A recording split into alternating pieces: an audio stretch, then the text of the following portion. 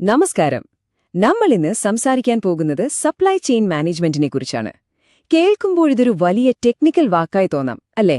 പക്ഷേ സംഭവം വളരെ സിമ്പിളാണ്. നമ്മൾ ദിവസവും ഉപയോഗിക്കുന്ന എല്ലാ ഉൽപ്പന്നങ്ങൾക്കു പിന്നിലും കാണാമറിയത്ത ഒരു വലിയ ലോകം പ്രവർത്തിക്കുന്നുണ്ട്. ആ ലോകത്തേക്കാണ് നമ്മളിന്ന് ഇറങ്ങിച്ചെല്ലുന്നത്. ഒരു നിമിഷം, നിങ്ങളിട്ടിരിക്കുന്ന ആ ടീഷർട്ടിലേക്കൊന്ന് നോക്കിക്കേ. എപ്പോഴെങ്കിലും ചിന്തിച്ചിട്ടുണ്ടോ അതെങ്ങനെ നിങ്ങളുടെ കയ്യിലെത്തിയെന്ന്?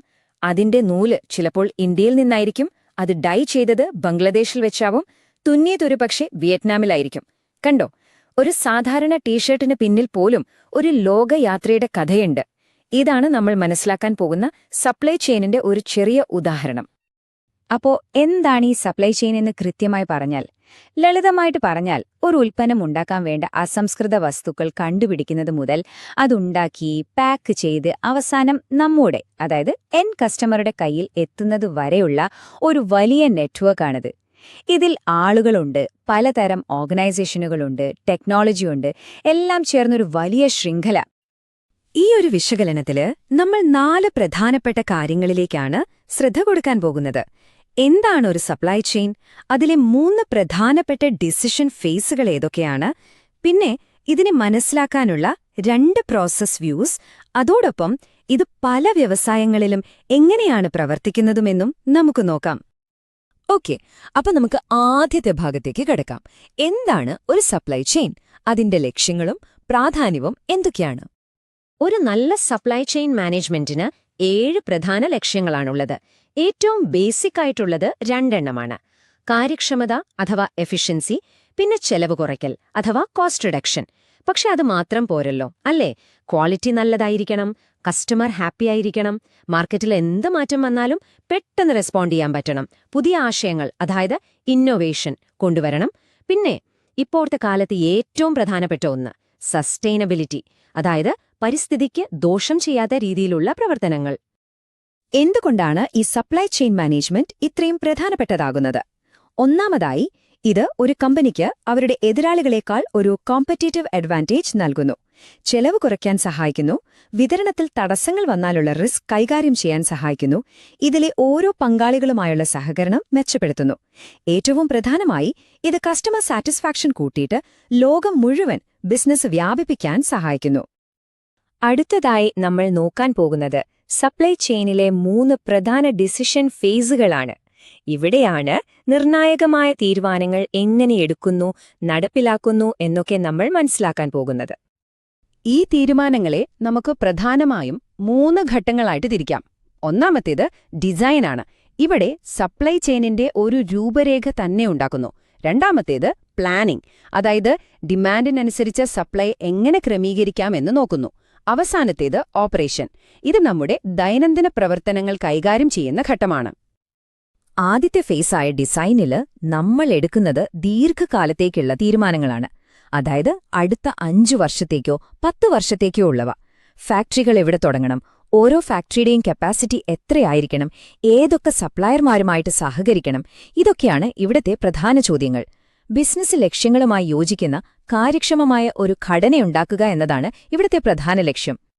രണ്ടാമത്തെ ഘട്ടമായ പ്ലാനിംഗ് കുറച്ചുകൂടി ഹ്രസ്വകാലത്തേക്കുള്ളതാണ്. ഒരുപക്ഷേ അടുത്ത ക്വാർട്ടറിലേക്കോ 1 വർഷത്തേക്കോ ഉള്ള പ്ലാനുകൾ.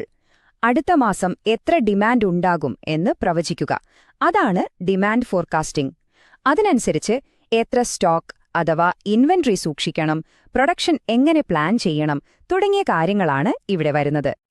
മൂന്നാമത്തെയും അവസാനത്തെയും ഘട്ടമാണ് ഓപ്പറേഷൻ. ഇത് ദിവസേനയുള്ള അല്ലെങ്കിൽ ആഴ്ചതോറുമുള്ള പ്രവർത്തനങ്ങളെക്കുറിച്ചാണ്. ഓരോ കസ്റ്റമർ ഓർഡറും കൃത്യമായി നിറവേറ്റുക, പ്രൊഡക്ഷൻ ഷെഡ്യൂൾ ചെയ്യുക, ട്രക്കുകൾ എപ്പോഴൊക്കെ പോകണമെന്ന് തീരുമാനിക്കുക, നമ്മുടെ പെർഫോമൻസ് എങ്ങനെയുണ്ടെന്ന് നോക്കുക. ഇതെല്ലാം ഈ ഘട്ടത്തിലാണ് നടക്കുന്നത്. ഇവിടെ വേഗതയും കൃത്യതയുമാണ് ഏറ്റവും പ്രധാനം. ശരി, ഇനി നമുക്ക് സപ്ലൈ ചെയിനിലെ പ്രവർത്തനങ്ങളെ വിശകലനം ചെയ്യാനുള്ള 2 പ്രധാന രീതികൾ അല്ലെങ്കിൽ 2 പ്രോസസ് വ്യൂസ് ഏതൊക്കെയാണെന്ന് നോക്കാം. ഈ സപ്ലൈ ചെയിനിലെ പ്രവർത്തനങ്ങളെ നമുക്ക് 2 പ്രധാനപ്പെട്ട രീതിയിൽ നോക്കിക്കാണാം. ഒന്ന് സൈക്കിൾ വ്യൂ, പിന്നെ push pull view. Cycle view ഓരോ സ്റ്റേജിനെയും ഓരോ സൈക്കിളുകളായി കാണുന്നു, അതായത് supplier manufacturer cycle, manufacturer distributor cycle എന്നിങ്ങനെ. എന്നാൽ പുഷ് പുൾ വ്യൂ പ്രവർത്തനങ്ങളെ കസ്റ്റമർ ഡിമാൻഡുമായി ബന്ധപ്പെടുത്തി പുഷ് പുൾ എന്നിങ്ങനെ 2ആയിട്ട് തിരിക്കുന്നു. പുഷ് പുൾ വ്യൂ കുറച്ചുകൊണ്ട് വിശദമായിട്ട് നോക്കാം. ഇത് വളരെ രസകരമായ ഒരു ആശയമാണ്. പുഷ് പ്രോസസ്സുകൾ എന്ന് പറഞ്ഞാൽ നമ്മൾ കസ്റ്റമർ ചോദിക്കുന്നതിന് മുൻപേ സാധനങ്ങൾ ഉണ്ടാക്കി സ്റ്റോക്ക് ചെയ്യുന്ന രീതിയാണ്. ഒരു ഹോട്ടലിലെ ബുഫേ ഓർത്തു നോക്കൂ. അവര് നമ്മൾ ചെല്ലുന്നതിന് മുൻപേ എല്ലാം ഉണ്ടാക്കിവെക്കും. ഇവിടെ ലക്ഷ്യം കാര്യക്ഷമതയാണ്. ഇനി പുൾ എന്താണെന്ന് വെച്ചാൽ കസ്റ്റമർ ഓർഡർ തന്നതിന് ശേഷം മാത്രമുണ്ടാക്കുന്ന രീതി. നമ്മൾ മെനു നോക്കി ഓർഡർ ചെയ്യുന്നത് പോലെ. ജസ്റ്റ് ഇൻ ടൈം അല്ലെങ്കിൽ JIT മാനുഫാക്ചറിംഗ് ഇതിന്റെ പെർഫെക്റ്റ് ഉദാഹരണമാണ്. ഓർഡർ വരുമ്പോൾ മാത്രമുണ്ടാക്കുന്നതുകൊണ്ട് വെറുതെ സ്റ്റോക്ക് വെക്കേണ്ട ആവശ്യം വരുന്നില്ല. അപ്പോൾ ഇൻവെന്ററി കോസ്റ്റ് നന്നായി കുറയും. ശരി, നമ്മൾ ഇതുവരെ ചർച്ച ചെയ്ത ഈ തിയറികളെല്ലാം യഥാർത്ഥ ലോകത്ത്, അതായത് പലതരം വ്യവസായങ്ങളിൽ എങ്ങനെയാണ് പ്രയോഗിക്കുന്നതെന്ന് നോക്കാം. ഓരോ ഇൻഡസ്ട്രിക്കും അതിന്റേതായ വെല്ലുവിളികളുണ്ട്.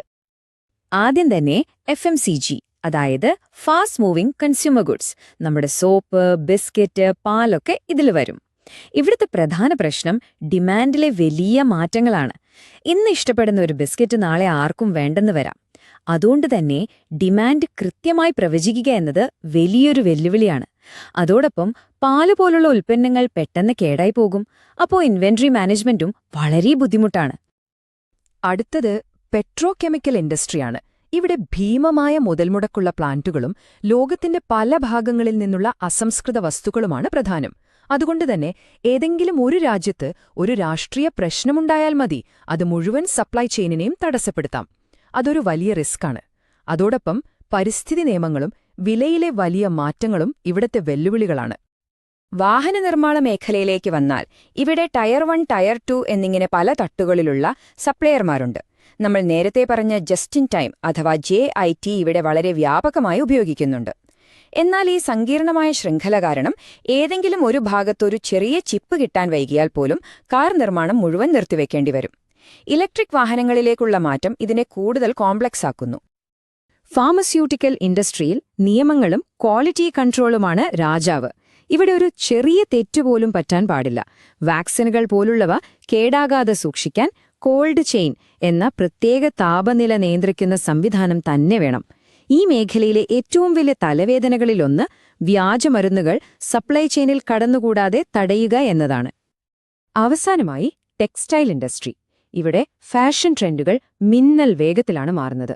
ഈ ഫാസ്റ്റ് ഫാഷൻ കാരണം ഡിമാൻഡ് പ്രവചിക്കാൻ വളരെ പ്രയാസമാണ്. ഒരു ട്രെൻഡ് മാറുമ്പോൾ വിൽക്കാതെയിരിക്കുന്ന സ്റ്റോക്ക് വലിയ നഷ്ടമുണ്ടാക്കും. അതോടൊപ്പം ആഗോളതലത്തിൽ പ്രവർത്തിക്കുമ്പോൾ തൊഴിലാളികളുടെ അവകാശങ്ങൾ, പരിസ്ഥിതി പ്രശ്നങ്ങൾ ഇതൊക്കെ കൈകാര്യം ചെയ്യുക എന്നത് വലിയ ഉത്തരവാദിത്തമാണ്. അപ്പോൾ നമ്മളിന്ന് കണ്ട കാര്യങ്ങൾ വെച്ചൊന്ന് ചിന്തിച്ചു നോക്കൂ.